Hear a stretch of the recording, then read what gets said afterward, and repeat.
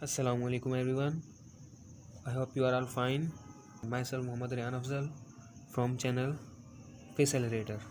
तो आज हम 9th क्लास का जो टॉपिक है इंट्रोडक्शन टू फिज़िक्स यानी कि फर्स्ट चैप्टर का फर्स्ट टॉपिक है उसको डिस्कस करेंगे। उससे पहले कुछ बातें हैं। साइंस को समझना ज़रूरी है कि साइंस क्या चीज़ थी, कहाँ से ओरिजिन, क्या है पीछे से साइंस का, फिज़िक्स का, बेसिक चीज़ें क्या हैं, वो हम सारी स्टडी करेंगे पहले। तो आइए देखते हैं इस चीज़ को। तो व्हाट इज़ साइंस? साइंस क्या है? साइंस है knowledge gain through observation and experimentations. ऐसा नॉलेज है जिसको हमने मुशाहिदात करके और तजुर्बात करके हासिल किया है। ऐसे नॉलेज को साइंस कहते हैं। साइंस एक लातीनी लफ्ज़ सेंटिया से माखूज़ किया गया है जिसका मतलब नॉलेज होता है। सेंटिया का मीन नॉलेज। और नॉलेज क्या होता है?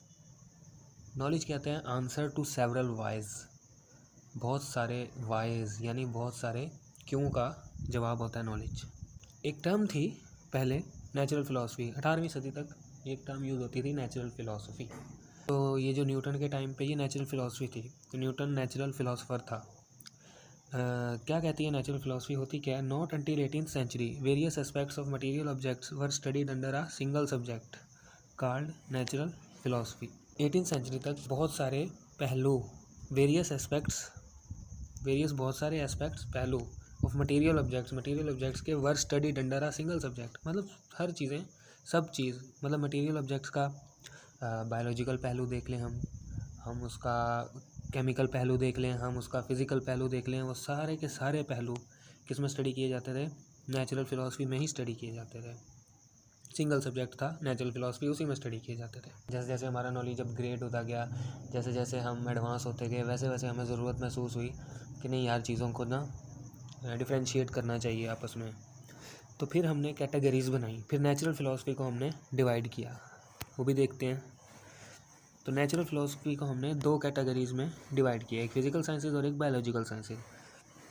Sciences that deal with the study of non living things, जो कि बेजान चीज़ों से डील करती हैं, वो कौन सी साइंसेज होती हैं? Physical sciences. ठीक। फिर इसी तरह बायोलॉजिकल साइंसेस जो कि लिविंग थिंग्स की स्टडी को। तो अब फिज़िकल साइंसेस में काफ़ी चीज़ें आ जाती थी, जैसा कि फ़िज़िक्स होगी, केमिस्ट्री होगी, मैथ होगी और भी काफ़ी सारी चीज़ें। ये एक ब्लैक होल बनाया हुआ मैंने, ये फ़िज़िक्स का काफ़ी इंटरेस्टिंग कॉन्सेप्ट है। इसी तरह से ये बायोलॉजी में लाइफ से रिलेटेड होती है, बायो मीन लाइफ। तो ये एक बैक्टीरिया है जो अपनी सेल्फी ले रहा है माइक्रोस्कोप के थ्रू। तो आगे ये जो फिज़िक्स है ना, हम इसको ज़रा स्टडी करना स्टार्ट करते हैं। 19th सेंचुरी में physical sciences were divided into 5 distinct disciplines. 5 वाज़े अलग-अलग डिसिप्लिन्स में फ़िज़िकल साइंसेज को मज़ीद डिवाइड किया गया। फ़िज़िकल साइंसेज में तो फिर खिचड़ी बन रही थी कि काफ़ी सारी चीज़ें फ़िज़िकल साइंसेज में आ रही हैं, तो फिर इनको मज़ीद डिवाइड किया गया, physics, chemistry, astronomy, geology and meteorology. अब ये की ये चीज़ें होती हैं। फ़िज़िक्स को हम स्टडी करेंगे, केमिस्ट्री हम देख लेते हैं, केमिकल पहलू देखना होता है चीज़ों का, ठीक है, उनकी कॉम्पोजिशन, केमिकल कॉम्पोजिशन देखनी होती है, उन चीज़ों में मतलब किस तरह से केमिकल रिएक्शंस होते हैं वो देखने होते हैं, वो सारी स्टडी केमिस्ट्री में आ जाती है। ठीक है। Astronomy, study of celestial objects, मतलब कि जो हमें आसमान पे दूर दराज ऑब्जेक्ट्स नज़र आते हैं उनकी स्टडी को एस्ट्रोनॉमी कहते हैं। जैसा कि दूर दराज मतलब स्टार्स हो गए, हमारे प्लैनेट्स हो गए और इस तरह की चीज़ें, ब्लैक होल्स हो गए, वर्म होल्स हो गए, एट्सेट्रा। उसके बाद geology, geo mean earth and logy mean thought और reasoning. Geology means study of earth, ठीक है। इसी तरह से मेटेओरोलॉजी, स्टडी ऑफ एटमॉस्फेयर की स्टडी, और फिर उस एटमॉस्फेयर के हमारे वेदर पे क्या असरात पड़ते हैं, ये स्टडी हम मेटेओरोलॉजी में करते हैं। ठीक। तरह फिज़िक्स को अंडरस्टैंड करते हैं क्या होती है। What is physics? The branch of science that deals with the study of matter, energy and there interaction is called physics. Science की वो ब्रांच जो कि मैटर यानी मादा, energy and there interaction, matter से डील करे, एनर्जी से deal करे और फिर उनके इंटरेक्शन से डील करे, वो ब्रांच साइंस की क्या कहलाती है? फिज़िक्स कहलाती है। अब ये इंटरेक्शन किस तरह से होता है, ये चीज़ें क्या होती हैं, ये भी हम डिस्कस करते हैं अभी डिटेल से। तो what is matter? Anything that has mass and occupy space is called matter. हर वो चीज़ जिसका कोई ना कोई मैस होता है और वो जगह घेरती हो, वो मैटर है। मैं मैटर हूँ, आप मैटर है, आपका कोई ना कोई मैस है, आप जगह घेर रहे हैं। हमारे इर्द गिर्द हर चीज़ जो हमें नज़र आ रही है वो मैटर है, वो मैस रखती है और जगह घेरती है। हमने पढ़ रखा है कि मैटर की 3 जो हैं वो स्टेट्स होती हैं, solid, liquid and gas, and the fourth one is plasma, that is the ionic state of matter, that is the mixture of electrons and positive ions. ठीक, अब एनर्जी क्या होती है? Energy, a body possesses energy if it is capable to do work. Energy क्या है? Simply हम कह सकते हैं एबिलिटी टू डू वर्क, काम करने की सलाहियत को हम एनर्जी कहते हैं। ठीक, जैसे अब मुझ में एनर्जी है, मतलब काम करने की सलाहियत है ना, तो मैं काम कर रहा हूँ। ठीक, अब इनके इंटरेक्शन को स्टडी करते हैं, मैटर और एनर्जी आपस में किस तरह से इंटरेक्ट करते हैं। आइंस्टाइन की आपने शायद एक इक्वेशन सुन रखी हो, E = mc²। हम देखते हैं कि एक्चुअली इक्वेशन क्या कहती है, थोड़ा सा जनरली हम इसको डिस्कस करेंगे। मैटर को एनर्जी में कन्वर्ट किया जा सकता है, एनर्जी को मैटर में भी कन्वर्ट किया जा सकता है, ये इक्वेशन ये बात करती है। ठीक है, इस तरह से ये आपस में कोरिलेट कर लेते हैं। ओके, दूसरी चीज़, मैं कहता हूँ मैं किसी बॉल को ऊपर फेंकता हूँ, वो बॉल नीचे आती है। ठीक है, जब ऊपर जा रही होती है तो उसकी हाइट बढ़ रही होती है, यानी उसकी पोटेंशियल एनर्जी बढ़ रही होती है। अब आहिस्ता आहिस्ता वो बॉल ऊपर जाते हुए स्लो भी हो रही होती है, तो मतलब उसकी काइनेटिक एनर्जी कम हो रही होती है तो मैटर ना, बॉल एक मैटर है, सॉलिड है, तो वो ऊपर जा रही है, उसकी पोटेंशियल एनर्जी बढ़ रही है, काइनेटिक एनर्जी कम हो रही है। वो नीचे आ रही है, उसकी काइनेटिक एनर्जी बढ़ रही है और पोटेंशियल एनर्जी कम हो रही है। तो मैटर और एनर्जी आपस में एक दूसरे के साथ लिंक्ड होते हैं। अब मेरे पास भी एनर्जी है, मैं भी मैटर हूँ। ठीक है, मैं मिलजुल के काम कर रहा हूँ, ये दोनों चीज़ें मिलजुल के इस तरह से काम कर लेती हैं। ठीक है, इसी तरह से अब जैसा कि हमने स्टडी करना है कि व्हाट इज़ इंटरैक्शन, ये मैं आपको एक एनिमेशन दिखाता हूँ जिससे हम देखेंगे कि मैटर को एनर्जी में कैसे कन्वर्ट किया जा सकता है। पहले तो ये देखें, ये जो आपको रेड में नज़र आ रहा है ये है पॉजिट्रॉन और ये ब्लू वाला है इलेक्ट्रॉन। पॉजिट्रॉन क्या चीज़ होती है? सेम इलेक्ट्रॉन होता है, लेकिन उस पर जो चार्ज है ना उसका साइन ऑपोजिट होता है। मतलब इलेक्ट्रॉन पे नेगेटिव चार्ज होता है और पॉजिट्रॉन पे पॉजिटिव चार्ज होता है। चार्ज की मिकदार उतनी ही होती है और इन दोनों का आपस में मैटर का मैस भी बराबर होता है।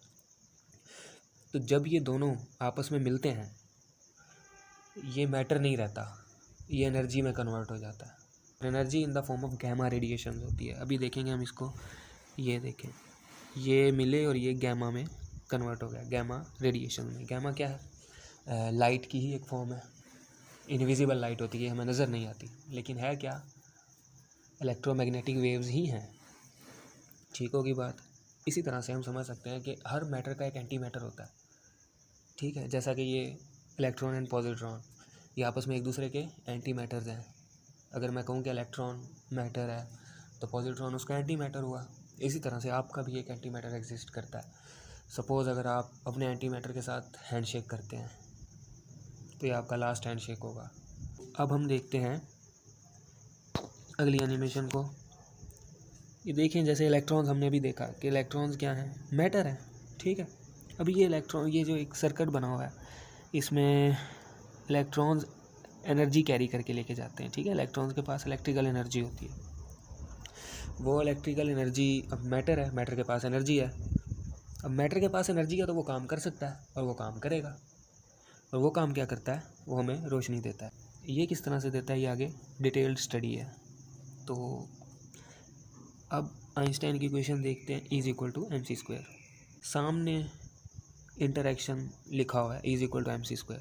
क्या कहती है ये आइंस्टाइन की इक्वेशन E = mc² कि mass is the highly concentrated form of energy. Mass क्या है?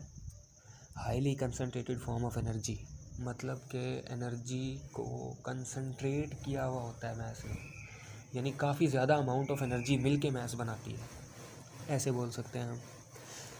तो जाहिर सी बात है, अब मैं अगर गायब हो जाऊँ अचानक तो मैं बहुत ज़्यादा एनर्जी रिलीज़ करूँगा।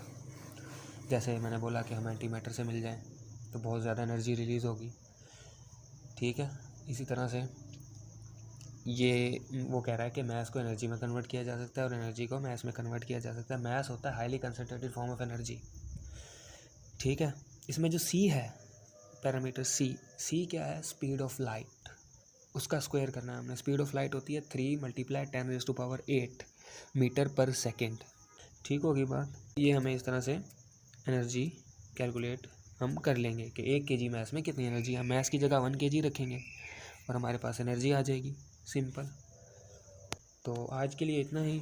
हम फिज़िक्स के आगे बेनिफिट्स एंड फिज़िक्स के हम डिज़ास्टर्स इंशाल्लाह नेक्स्ट वीडियो में डिस्कस करेंगे। तब तक के लिए अपना ख्याल रखें, चैनल को सब्सक्राइब करें, बेल आइकन को प्रेस करें। थैंक यू, अल्लाह हाफिज़।